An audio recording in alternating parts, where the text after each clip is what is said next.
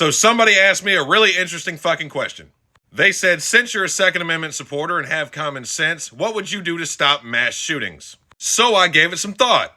Thought I'd share it with you guys. We'll start by breaking it down into two separate types. We have school shootings and we have public area shootings. Pretty much all the other ones, the assailants are known to each other and they have a prior altercation that leads up to the engagement. We'll start with my plan to solve school shootings first. I can solve all school shootings in two very simple steps. Really, it should only be one step, but the second step's a failsafe because people are fucking idiots. Step 1, we lock down our fucking schools.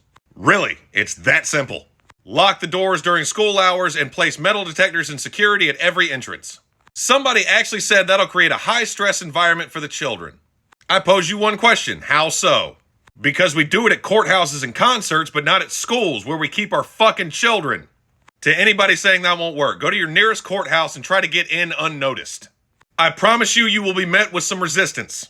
Step 2 is very simple. We put an IRF on staff during school hours. For those of you wondering, IRF stands for Immediate Response Force. People ready to go at a moment's notice with experience and training to handle hostile threats. Might I suggest veterans for this job? You might be wondering where we're going to get the funding for something like that. I'm going to let you know right now, we had it, but we chose to spend it on 87,000 armed tax police. Let us in. I know you're hiding $601 in there. But don't get me started on that shit. We could also relocate law enforcement services to inside the school. I'm not talking about one lone truancy officer either. Take all the substations across the city, move them into the fucking schools. Cops are more likely to engage a threat if they have to fight their way out, not fight their way in. So there's that. We move on to type number 2, mass shootings in public areas. First of all, most of these mass shootings occur in gun-free zones. Let's go ahead and outlaw gun-free zones.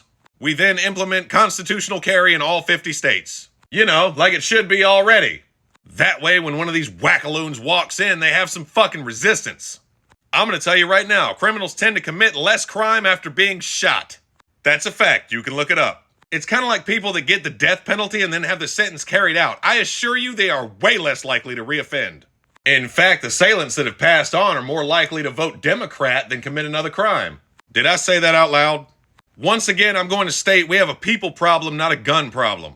If we take steps to make sure people don't become a fucking problem, we don't need to fucking manage guns.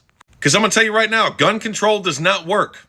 It didn't work for alcohol during Prohibition, it's not working for drugs now, and it's not going to work for guns in the future.